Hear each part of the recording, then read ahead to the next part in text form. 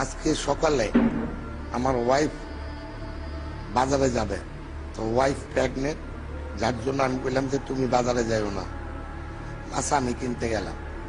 আমি গেছি নারায়ণগঞ্জ ক্লাবের প্রেসিডেন্টের সাথে দেখা করতে।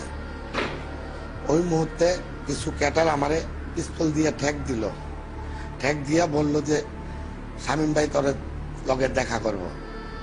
আমি বললাম যে ওয়েলকাম, শামীম ভাই যদি আমার লগে দেখা করে আমি তো আছি, আমি নারায়ণগঞ্জের ছেলে, অসুবিধাটা কোথায়? হয় না তোমার থাকতে হবে। ওই দুজন আমারে পিস্তল দিয়ে ঠেক দিয়া রয়েছে, দুইটা রিভার বল, একটা হলো 7.65 আর একটা হলো লং 38, দুই পিস্তল দিয়ে আমার ঠেক দিল।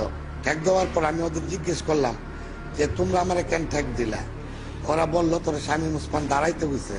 আমি বললাম ওয়েলকাম, তাকে আসতে বলো, অসুবিধা গেছে, আমি তার লোক কথা বলবো। তো আমি ওই মুহূর্তে ওই ছেলেরা কথা বলতেছে, কিছুক্ষণ পরে দেখি শামীম ভাই শুধু লুঙ্গি পরা পাগলের মতন দৌড়ায় আমার দিকে আইতেছে। আমি বললাম ভাই সালাম আলাইকুম, কইতে কইতে সে আমার বুকের মধ্যে লাথি, তার হাতের পিস্তলটা আমার মুখের মধ্যে ঠেক দিয়ে দিল। তখন আমি বললাম যে ভাই আমার অপরাধটা কি? আপনি যে আমার মারতেছেন, আমি কি অপরাধ করলাম? আমার মারেন কেন?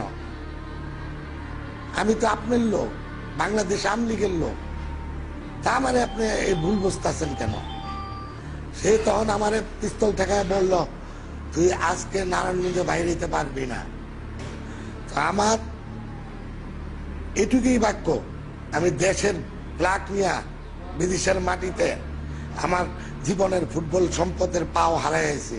আমিও তো একটা মুক্তিযোদ্ধা, দেশের জন্য আমার রক্ত ঝরাইছি। আমার জীবনে আমি আমেরিকা গেছি, আমেরিকাতে লেবারের কাম করে আমি এত টাকার মালিক হয়েছি।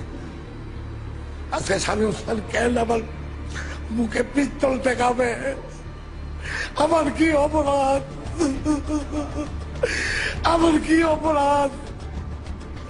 আমি বিচার চাই, আমার বিচার আল্লাহ করবে, আমি কেউ বিচার চাই না বাংলাদেশে। আমার বুকের প্লাক আমি নিজে ফেলে দিলাম, বাংলাদেশের প্লাক আমার বুকে বানাবে না। আর আমি একজন মুক্তিযোদ্ধা, এটা কি আমার অপরাধ? এটা কি আমার অপরাধ?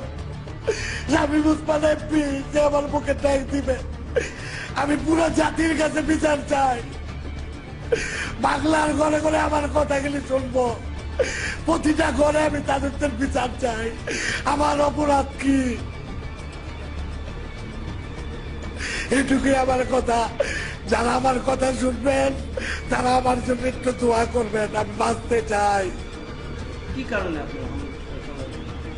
আমি বলতে পারবো না, সে বলতে পারবে, সে মারছে সে বলতে পারবে, আমি বলতে পারবো না। আমি এটুকুই বলবো যে আমি তার শিক্ষা ছাত্র, সে আমার রাজনীতি গুরু। আমার অপরাধ কি? কেন সে মারলো?